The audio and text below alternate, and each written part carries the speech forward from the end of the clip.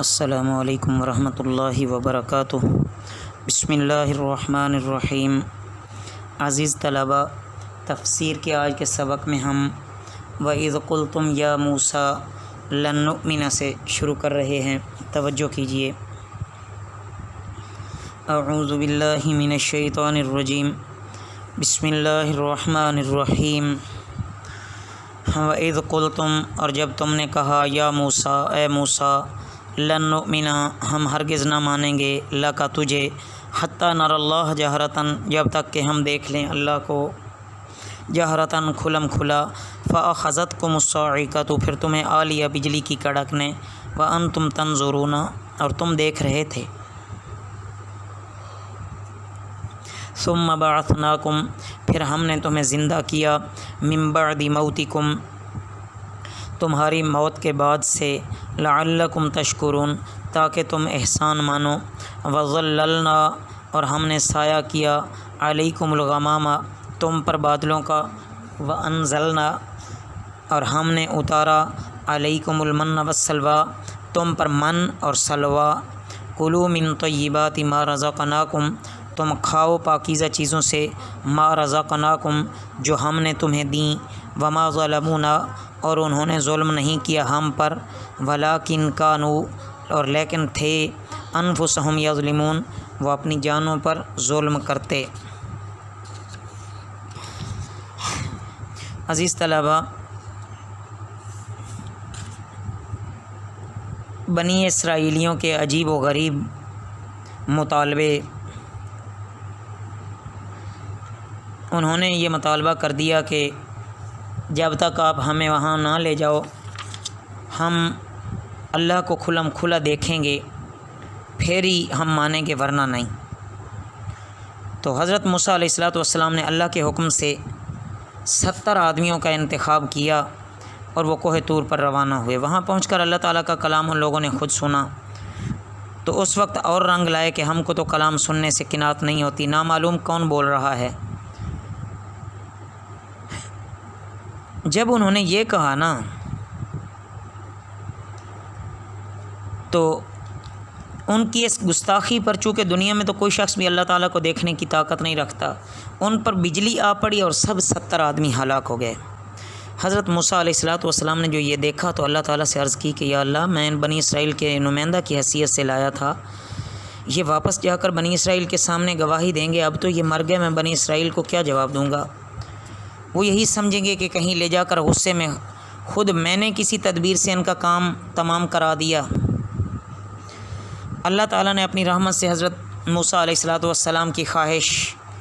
اور دعا کے مطابق ان 70 آدمیوں کو دوبارہ زندہ فرما دیا، اور اسی کی طرف اشارہ فرماتے ہوئے کہا کہ جب اللہ نے ان کو دوبارہ زندگی بخشی تو اس کا ان کو چاہیے کہ شکر ادا کریں، اور شکر ادا کرنے کی صورت یہی ہے کہ میرے احکام کی فرما برداری کو قبول کر لیں۔ اللہ کی شان میں کسی قسم کی بھی کمی یا گستاخی لانے کا مومن کو تو سوچنا ہی نہیں چاہیے۔ اس کے بعد اللہ تعالیٰ نے اپنے انعامات کا تذکرہ فرمایا کہ دیکھو تو صحیح بنی اسرائیل والو، آپ کو بحر کلزم سے پار لگایا، جہاں شدید گرمی تھی، دور دور تک کوئی پانی نہ تھا، پیاس سے تڑپ تڑپ کر مر جائیں گے، تو اللہ تعالیٰ نے حضرت موسیٰ علیہ السلام کے عصا سے ان کو حکم دیا کہ اپنا عصا پتھر پر مارو، تو اللہ تعالیٰ نے وہاں سے اس پتھر سے 12 سوت کا چشمہ ابل دیا۔ 12 قبائل تھے، سب نے الگ الگ پانی پیا۔ پھر من و سلویٰ اللہ رب العزت نے اتارا، رات کو شبنم کی صورت میں من گرتی تھی، اور یہ نہایت شیریں حلوہ کی مانند تھی۔ اس من کا ترجمہ مفسرین نے ترنجبین سے بھی کیا ہے، اور دن میں بٹیروں کے غول زمین پر اترتے اور پھیل جاتے، بنی اسرائیل ان کو بآسانی ہاتھوں سے پکڑ لیتے اور بھون کر کھاتے۔ تو یہ دونوں اللہ تعالیٰ کی طرف سے بڑی نعمتیں تھیں۔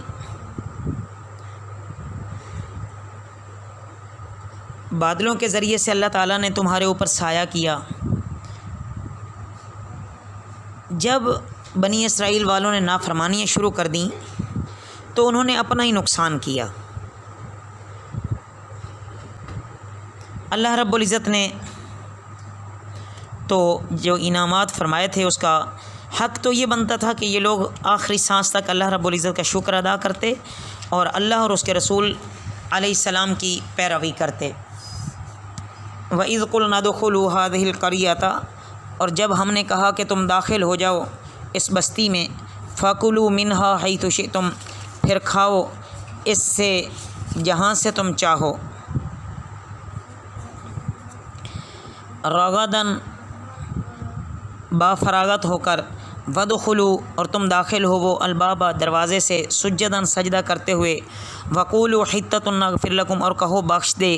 نغفر لکم ہم بخش دیں گے تمہیں، خطایاکم تمہاری خطائیں، وسنزید المحسنین اور ان قریب زیادہ دیں گے نیکی کرنے والے۔ فبدل الذین ظلموا پھر بدل ڈالا جن لوگوں نے ظلم کیا، قولا بات، غیر الذی دوسری وہ جو کہ قیل لہم کہی گئی انہیں، فانزلنا پھر ہم نے اتارا،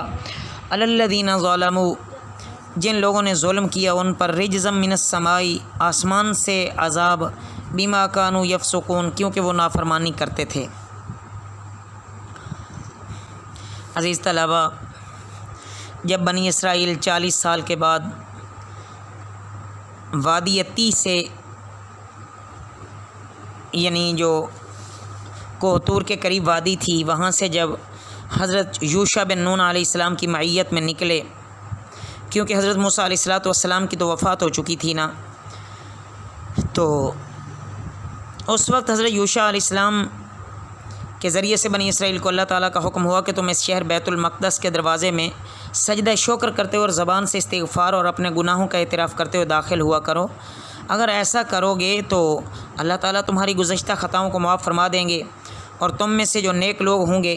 ان کو ان کی نیکیوں کے عوض میں اور زیادہ اللہ عطا فرمائیں گے۔ تو انہوں نے اس تلقین کو چھوڑ کر استہزاء کرنا شروع کر دیا، اور اس کی حطت ان کی بجائے جس کے معنی توبہ کے ہیں، انہوں نے حنتت ان کی راٹ لگا دی جس کے معنی گندم کے ہوتے ہیں۔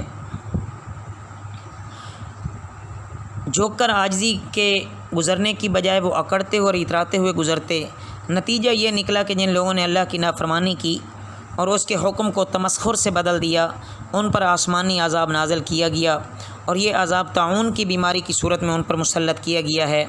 اور لکھا ہے کہ اس طاعون سے 70,000 بنی اسرائیل مر گئے۔ تو الغرض اس واقعہ کو یہود مدینہ کو سنانے سے یہی مقصود ہے کہ تم اپنی قوم بنی اسرائیل کی گزشتہ حالت کو سن کر عبرت حاصل کرو اور اللہ کی نافرمانی سے بچو، اور